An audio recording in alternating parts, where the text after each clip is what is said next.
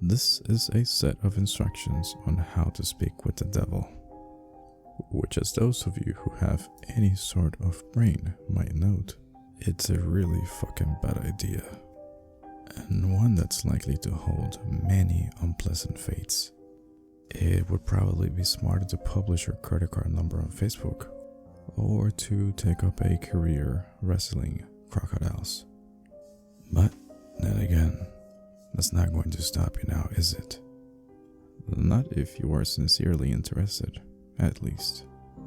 Technically, if you do everything just right, you just might get out scot-free. And that seems to be reason enough for some people to think that it's a good idea. Especially if you are the fate-tempting, thrill-seeking, scare junkie type, or the desperate type. We all know the type. Which brings me to a point that I must clarify. This is not a manual for a supernatural bargain. The old sell your soul to the devil doesn't apply here. Although, if you happen to bring it up in a conversation, he certainly wouldn't be the one to refuse. But following through with such a foolhardy bargain would necessitate removing some of the protections which you will be putting in place for your conversation. And I don't think you need me to spell out for you how bad an idea that would be. Nevertheless, if you are really mathematically impaired enough to think and want to trade something that will last an infinite number of years for something that would last you 90 tops, there are plenty of other rituals out there for you to follow.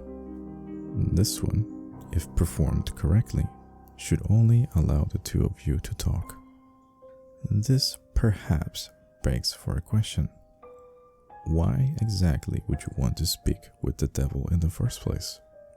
Maybe some of you just like the idea of making small talk with an extremely dangerous occult entity.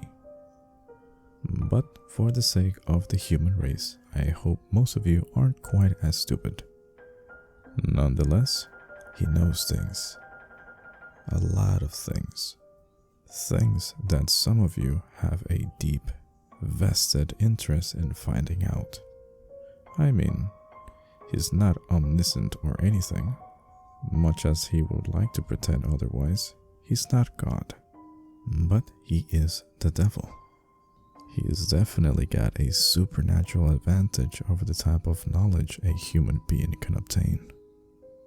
For example, he might not be able to tell you when the next world war would happen, or what's the cure for cancer, but he could very well predict the winning numbers of tomorrow's $500 million Powerball drawing, or tell you what deadly undiagnosed condition might be affecting you or your loved ones.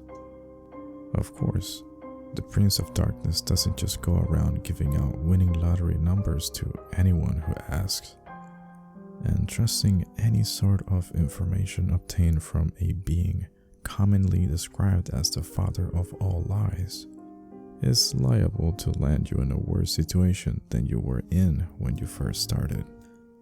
However, if you're really dead set on finding out something, and you have exhausted all other options, there is a way to get accurate information from the guy.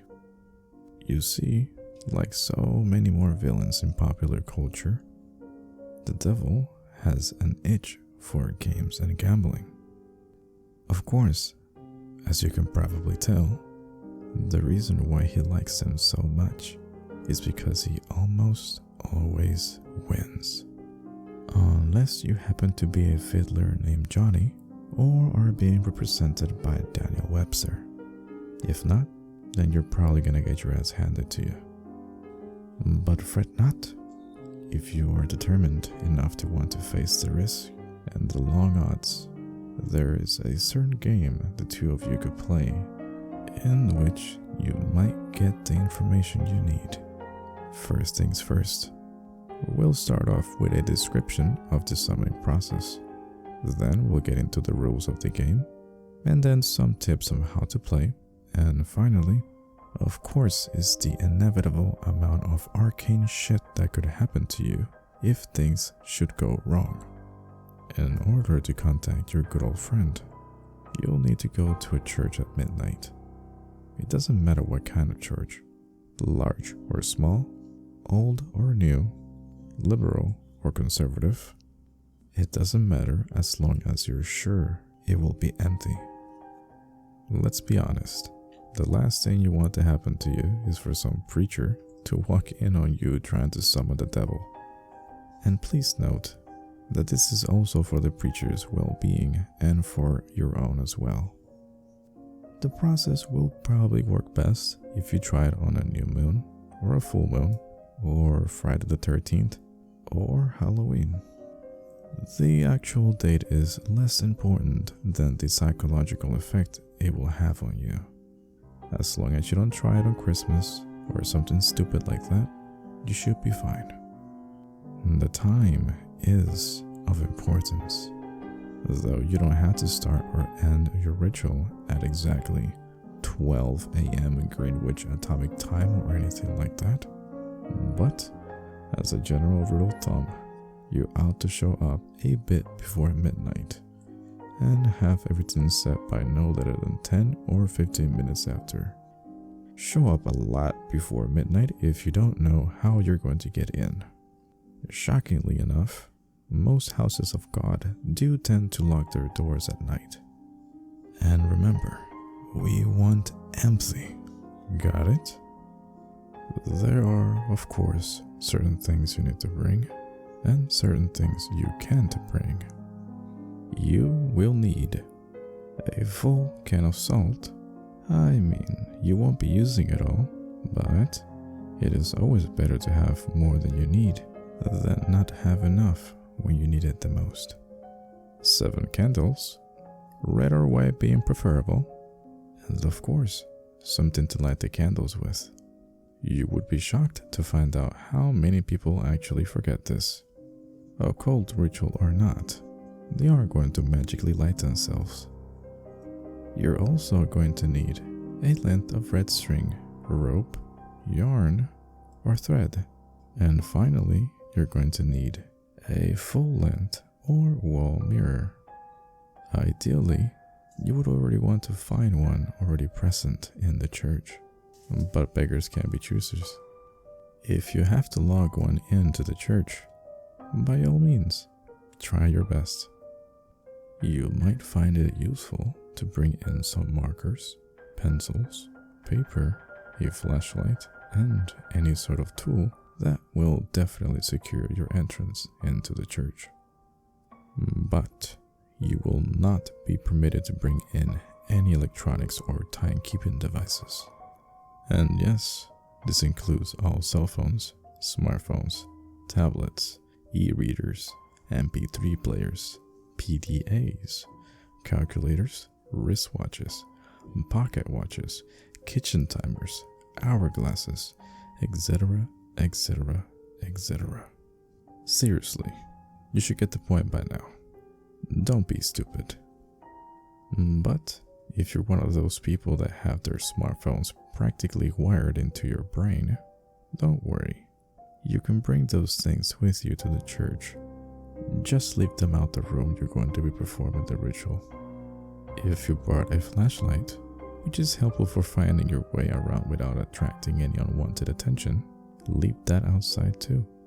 Also, don't bring any sort of religious paraphernalia to protect you, especially if it pertains to the Abrahamic religions.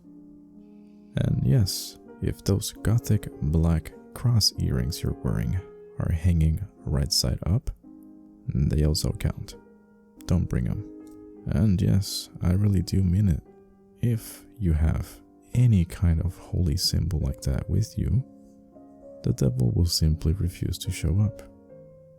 Don't worry, you're not going in totally unprotected. In fact, most of the supplies with you are not for any sort of devil summoning ritual, but actually for your own protection. All the superstitions and folk magic remedies to guard you from evil. From what I can gather, the effects of the protections seem to be based upon the power of belief.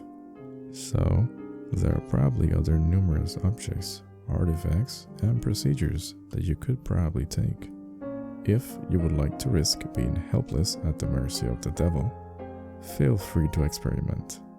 Otherwise, for anyone without a psychotic death wish, I recommend sticking to the ritual as follows. Once you're sure you have all the right supplies with you, make your way into the church and find some place to set it all up. It can be anywhere, from the main sanctuary where the services are held, to a Sunday school classroom, to a walk-in supply closet. It doesn't matter as long as you know you have sufficient floor space and you're certain not to be disturbed. Set up your mirror first, since this is where the devil will appear when you summon him. As such, you mustn't complete the summoning until you've laid down certain wards around it. First, surround the mirror with an unbroken circle of salt. If the mirror is hanging on a wall or door, lay down a semicircle around it instead. But make sure that the salt is touching the walls on both ends. Then, wrap your red string around the mirror several times. The color red, especially red string, is symbolic of protection in folklore of many cultures and religions. It is also why red candles are a good idea. Speaking of candles, set them up around the outside of your circle or semicircle of salt, spaced at a relatively even intervals. And no, you don't have to take out a measuring tape and make it exactly perfect. But do at least try to make it look like as though it was set up by someone old enough to be trusted with matches. Light the candles in a clockwise fashion, being careful not to disturb the salt. If you break the circle, you will have to start all over again. Once all the candles are lit and burning strongly, your protective wards are complete. You are now ready to meet the man of the hour. To do so, you must first get the devil's attention. Demonstrate your resolve by performing some sort of sacrilegious act in the holy place. Turning a crucifix or cross upside down is fairly conventional, but it is not the only option. For example, I know a kid who once fulfilled this requirement by scribbling obnoxious graffiti all over a painting of Jesus. The one nice thing about turning a cross upside down is that once you've finished the encounter, assuming you survived in one piece, you can just flip it around, and no one's the wiser. After you've finished doing whatever offensive thing you decided on, shut all the doors of the room and turn off all of the lights. The only source of light inside of this room should be coming from the candles. Face the mirror and stare deeply into it, concentrating on your desired outcome.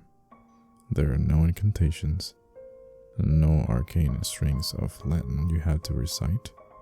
Just look into the mirror and wish as hard as you can for the devil to appear. After a few moments of this, when you feel ready, close your eyes and count to 10, then open them. If all has gone correctly, you will no longer see your reflection. You will be looking at the devil, or at least looking at the way the devil has chosen to appear in front of you. Chances are, he won't look like your conventional red-horned demon with goat legs and a pitchfork, nor any sort of terrible apparition that the human mind has thought of before. There's no point in scaring you off now. Better to lure you in and make you feel safe. To that end, he generally takes on the appearance of a fairly average, nondescript human being. If anything, he's prone to vanity and will lean towards the more attractive end of the spectrum. The only really frightening part about him will be his eyes. No matter how hard he tries, he can never hide that sinister gleam smoldering deep within them. The malevolent amusement and hunger, like the eyes of a spider contemplating a fly struggling in its web. They're supremely confident, those eyes. Confident and without any pity. Don't look into them too deeply, or you will begin to feel helpless and paralyzed with dread. Losing your hope will end your fight, and you will have already lost before you started. Since you'll probably be just standing there staring at him in shock for a few moments, having one of those "I didn't expect for it to actually work" moments, he will initiate the conversation by asking you what it is you desire from him. If you can gather your wits enough to string together a coherent sentence, you should respond with something like, "I wish to challenge you in a game of question and response." If you don't get the exact words exactly right, worry not, he will know what you mean, and he'll accept your request with a wide predatory grin of anticipation. He's been playing this game for a long time, you see, and he is very good at it. Most humans, on the other hand, are very bad at it. This gives him a chance to, at the very least, thoroughly mess with your mind, and at most, well, we'll save that for the litany of shit that could go bad should things go wrong. You'll have to play very smart if you want to avoid justifying his expectations. The general rules of the game are very simple, with a few caveats that make things more complicated. He'll begin by asking you a question. He always initiates the game. It can be anything from a piece of obscure trivia to a riddle to an extremely personal inquiry. But don't worry, you won't be immediately plunged into hell if you get the wrong answer or anything like that. As a matter of fact, he won't even tell you whether you got the answer right or wrong. After you have answered his questions, you get to ask him one in return. Now, here's where the consequences of your response come in. If you've answered his last question correctly, he will respond to your question as honestly and accurately as he's able. However, if you've answered incorrectly, he is free to lie to you as he sees fit. Perhaps if you've asked him something you've better off not knowing, he'll tell you the truth about it anyway. More likely, he'll feed you the most insidious, damaging lie he can come up with. Either way, after he's responded, he'll ask you another question, and the process will repeat over and over again until you've decided to call it quits. Now, you may be sitting there thinking that it sounds fairly easy to get the information you need. All you have to do is wait for a question that you can answer correctly, and then take that opportunity and ask him what you really want to know, ignoring everything else he has said before. Well, sorry to burst your bubble, but it is not that simple. The devil will know. He always knows.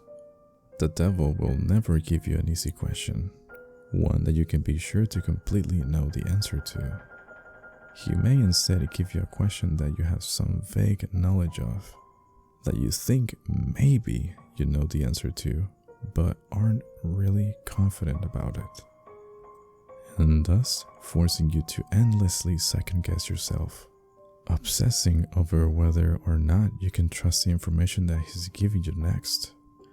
Perhaps you'll think that what he said was a lie and wish it wasn't a lie, but be eternally consumed by doubt, unable to fully convince yourself that you were wrong.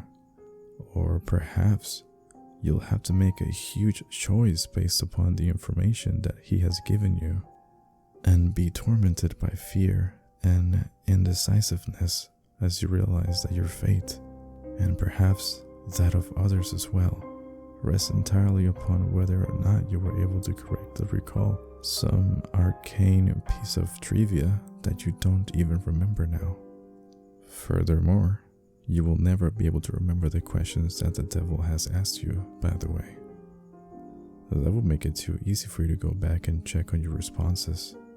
Or maybe, instead of testing your knowledge, he'll ask you something personal, something you've even lied about to yourself. You'll answer back to him thinking you've gotten the question correct. No, I don't resent my sister. Yes, I would turn in the money if I had the chance. But he'll know better. He'll know better than you that you're lying. And he'll lie to you in return. And you will believe him. You'll believe him until you are no longer able to deceive yourself. And by then, it might be too late. Or maybe he won't even give you a chance to get an accurate response at all. Maybe he'll just ask you an endless string of questions that you don't know the answer to. Furthermore, making you more and more frustrated and disheartened as you realize you'll never be able to force him to tell you the truth. Questions like, what was the exact height of Mount Everest in centimeters in the year 1666? Or, what is the airspeed velocity of an unladen swallow? Although, knowing his sense of humor, if he ever asked the latter, he might consider African or European as a correct response. There are a couple of ways to short-circuit this particular strategy. However, additional rules and courses of action that make the game more interesting and prevent you from being stonewalled completely are already taken into account, so he probably wants you to do them anyway. The first option is to ask him a riddle instead of a question. If you somehow manage to stump him and he answers the riddle wrong or gives up, he'll be obligated to give you a truthful response to your next question. If he answers the riddle correctly, once again, don't worry, he won't pounce on you like a sphinx and drag you into hell. What will happen is that he will get a pass, allowing him to lie and respond to one of your questions he would otherwise be obligated to answer truthfully. Honestly, if he gets a pass, you might as well just give up and quit the game. It's nearly impossible to determine whether he's telling the truth or he's under the condition. Adding another layer of complexity by constantly trying to figure out whether he's using his pass or not, it's about enough to make any normal human being lose their mind. There's just no way. Just forget it. The second option is for you to take a dare. If you accept it and bow to follow through, then once again, he'll have to answer one of your questions truthfully. If you choose instead to reject it, he'll get another pass. Now, before you freak out and reject the whole idea completely, you should know that he won't ask you to do anything overly dramatic or unspeakably evil. For example, blowing up a hospital, murdering someone, or preventing a child to be born. As a rule of thumb, most dares won't involve direct loss of life or any major felonies. However, they certainly won't be easy. Inflicting severe pain on yourself, doing something that terrifies the shit out of you, cutting off a treasured relationship, publicly humiliating yourself or someone that you love, all of these things and more, things you might not even want to imagine, are completely on the table. If you're willing to go that far to put yourself in that kind of position, you'll get yourself an answer. However, if he manages to come up with one thing that you know you simply can't or won't do, well, then once again, you might as well just quit. One last thing, don't think that you can just tell him that you're going to do something and then not do it. If you accept a dare and don't follow through it, well, let's just say that there will be consequences. Just suck it up and keep up your promise, no matter what it is. Trust me, you're better off that way. Finally, when you've either gotten the information that you wanted or given up, you may end the ritual by simply thanking the devil for accepting your request, bowing politely at the waist, and bidding him a farewell. The surface of the mirror will seem to swim and flicker for a moment, and then you will be looking at your own reflection once again. And only when you are absolutely certain that you're looking into your own two eyes may you turn away from the mirror, flick the lights back on, and begin to dismantle your protections. Now, this is very important. Even if you haven't gotten the information you wanted, you must end the ritual in this manner before 66 minutes have lapsed. Well, I suppose that technically you have 66 minutes and 6 seconds. Subtle, right? But if you're seriously going to try and cut it that close without any kind of time-keeping device, you're probably screwed anyway. I cannot emphasize enough how important it is that you keep to this time limit. I'll save the reason why for the end. But don't skip ahead. I've still got a few important tips on how to play. 1. Be very careful what sort of personal information you're giving out. Try not to talk to yourself, especially your emotions and problems. Any more than the necessary will be detrimental to yourself. This guy knows human psychology like the back of his hand and will get inside of your head. It's like talking to Hannibal Lecter. Give him enough to work with, and even if you don't believe a single word he says, he will still find ways to fuck with your head.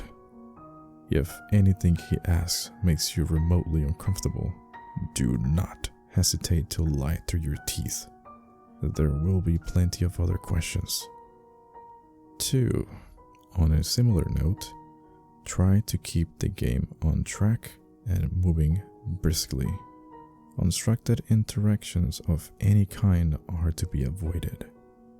Chances are, at some point, he will try to draw you off on a tangent, discussing something that fascinates you, analyzing a response you've given him, or finding some other excuse to speak at length without moving the game forward.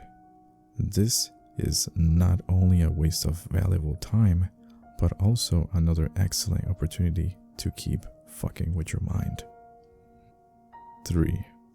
If you choose to give him a riddle, use one that you've made up yourself.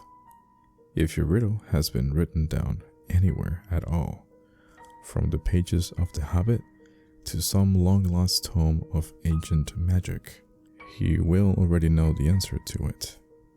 That said, it has to be a legitimate riddle, with an answer that makes logical sense to some angle. You can't just ask something like, "What's green, has 10 legs and hops," and then claim for some inexplicable reason that it is somehow a marshmallow. Nor can you ask him a straight question like, "What have I got in my pocket?" He probably knows that already. There are no hard and fast rules to determine whether a riddle makes sense or not. But you are a reasonable human being. Your ancestors ate from the tree of knowledge. Please, for the love of crap, use common sense. 4. If you choose to take a dare, there is a slight chance that the devil will ask you to do something seemingly easy. Deliver a letter, for an instance, or scribble a 10-digit number in a public restroom stall. If he does ask you for something like this, and you have even a shred of common decency in you, do not accept. Chances are that he is using you to further some type of sinister plot, one liable to ruin a lot of lives and harm a lot of people. Who knows? Maybe you're the type of person who really doesn't mind throwing an unknown number of total strangers under a bus. But at least beware that that is what you're doing. And 5, at last but not least, be very wary of the time. It might be helpful to do some practicing beforehand and get a feel for how long an hour is without any type of timekeeping device. The devil will probably put off discussing the things you want to find out more for the end, nearing the 66-minute mark. He'll start trying harder and harder to distract you, captivating you, and to otherwise keep you playing until it is too late. He'll string you along, feed you little glimmers of false hope, keep you thinking, just one more question, I'm almost there. Don't fall for it. Don't go over the time limit, no matter what.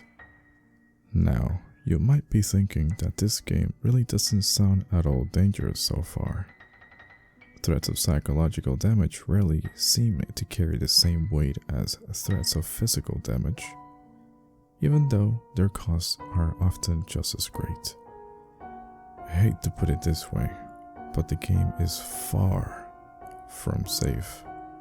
There are plenty ways for you to seriously screw yourself over, both physically and mentally, not to mention spiritually.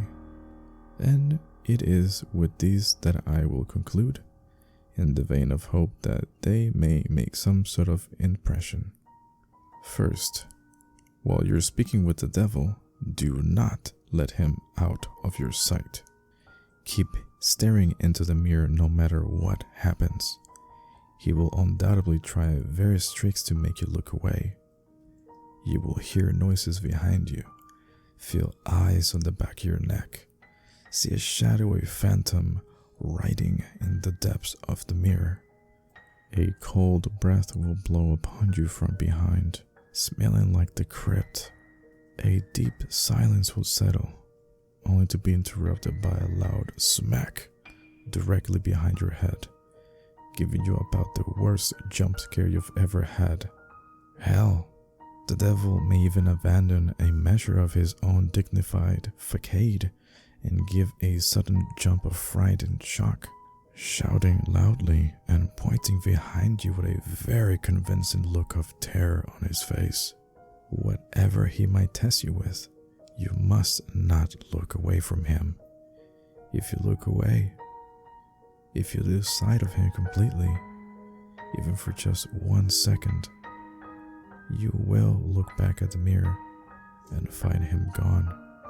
Exactly how much of your body the police will find the next morning and what state it is in will depend entirely on what sort of mood he's in. The same thing goes if you break any of the protections you've laid down before the beginning of the ritual. Interrupting the circle of salt, letting the red string unwind, knocking over a candle, or letting one go out. Any of these things will free him from the mirror.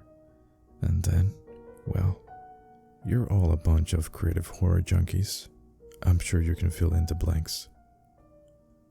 And on a different topic, you may reach a point in the game, probably after a long series of maddening impossible questions, where the devil will ask you a very simple question.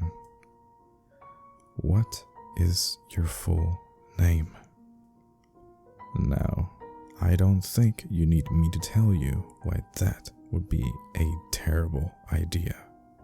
You must not give it to him. Names can be a thing of great power. Although the devil will, of course, already know your name. Telling it to him yourself is akin to inviting a vampire into your home. Your name is deeply synonymous with your own inner self. Thus, giving him your name is powerfully symbolic of giving him yourself. If you are foolish enough to make this mistake, all of your protections will be for naught, and he will take you upon that offer, stealing away your soul and dragging it back with him into hell. At the very least, this way, the police will find a complete and identifiable body. As a matter of fact, your vacant shell will be totally unblemished, seemingly having dropped dead of sheer terror. And last but certainly not least, there's a matter of what happens if you go over the time limit. This is arguably the worst thing that you can do. You won't think so at first. The devil will give you no identification that you have in fact exceeded the time limit, and you will conclude the ritual as if nothing had gone wrong. Perhaps, as the devil's image in the mirror trembles and gives away, you'll see a particular nasty, triumphant smirk flash across his face. But this will be easily dismissed as your imagination. You'll turn on the lights back on, gather your belongings, and go to leave the room. But when you open the door, you will see nothing. That's right, nothing. Just a deep, black void extending infinitely in all directions. Only the room which was reflected in the mirror will now exist. Incidentally, if you turn back around to face the mirror again, you will catch a last glimpse of your own reflection. Perhaps it will even turn and favor you with a smirk and a cheeky wave before sweeping out the room into the perfectly normal church hallway outside. As you may have figured out already, your soul is now trapped inside of the mirror, and the devil has taken the liberty of possessing your body. Pound and scream on the glass all you like. You will never be able to get out on your own. But don't worry, it's not like you're in hell, right? At least, not necessarily. What you have to understand, see, is that a human soul stripped bare of his flesh is a deeply volatile and vulnerable thing, especially when trapped in the land of the living. You are now an entity of pure mental properties, and as such, the barriers between what is real and what is not are no longer there. As you fill that empty room with your anger, your sorrow, your fear at being trapped, these emotions will be given form by your mind. If you're not particularly imaginative, these creatures may not be too terrible, may not be able to inflict too much horror or pain, and with time, you might even be able to teach yourself to make them go away. If, however, yours is a mind haunted by monsters, a mind that is vibrantly creative or imaginative and more than usually twisted, well, there's no telling what horrors might be crawling out of their way to fuck with your mind, tasting sweet release from the confines of your subconsciousness, hungering for your terror and suffering. They will refuse to be banished, dragging you, kicking and screaming into an endless loop of pain and fear. Needless to say, if you're a regular patron of websites like this one, you, my friend, are fucked. There's only one way to find release from the mirrors and the world that you have created within. And they say if you call to the devil once more and ask him to free you from the mirror, he will be willing to take you out. Of course, for the usual fee. Who knows? Maybe if your imagination is twisted and powerful enough to create a personal hell that leaves you begging for the real thing, those talents might be put to good use. There are over 7 billion people in the world, after all, Even the devil himself can't be messing with all of their minds at once. Talented help is always appreciated. But of course, what comes with being trapped inside the mirror is that the devil now gets to do whatever he wants with your body until sunrise. Around that time, your body will mercifully drop dead from the strain of being possessed by the devil himself. But don't get too relieved. He is perfectly capable of steering off plenty of trouble in those few hours. For instance, he may decide to do something big and dramatic, like purchase a large meat cleaver and go on a murdering spree, starting with the names in your address book, and working his way out to complete strangers if he has time. Or perhaps he'll focus on only one person, someone who trusts you completely, using your persona to get him or her alone. And then, well, no need to describe it, is there? Once again, I'm sure you can think of a few things. Starting to see why I call this the worst outcome yet? Of course, there's also a chance he won't lay a finger on any of your loved ones, instead deciding to do something a little more subtle, more insidious, like dropping a few undisclosed, unmarked packages on certain doorsteps in dangerous parts of town, or locate a particularly dusty, aged Jello text in the storeroom of your local library and intentionally misfile a young adult literature section, or whisper 7 very choice words into the ear of a distracted, young-looking redhead waiting for the 3 a.m. shuttle train. Or maybe he'll decide that in this age of warning superstition, not enough people get interested in his games, and the knowledge of them is danger of being lost. Maybe he'll decide he needs to get the word out a bit before, he goes out. A few more suckers will do good. Challengers, I mean. Maybe he'll even take a quick look at your browser history, see where the impressionable, curious minds are hanging out these days. Maybe he'll even write a quick tutorial in modern parlance rather than some inscrutable, obsolete demonology text, and post it on the internet and see how many bites he gets. Maybe I shouldn't have gone that far, but if you've made it this far, without shying, a little twist at the end isn't going to put you off, is it? Dear reader, I'm sure there are plenty of intrepid adventurers among you with burning questions you would like answered. And you're all a smart bunch, right? You know the pitfalls, you know the conventions. You live and breathe this sort of thing, do you not? There's no way you would fall into any of the obvious traps, right? You're not some Dick or Karen off the streets. After all, you would be bringing in a whole new level of competition. You would? Oh, well, if you would excuse me for just a moment, I think I hear someone calling for me. What, you want out that badly already? Must be one hell of an imagination you got there. Perfect.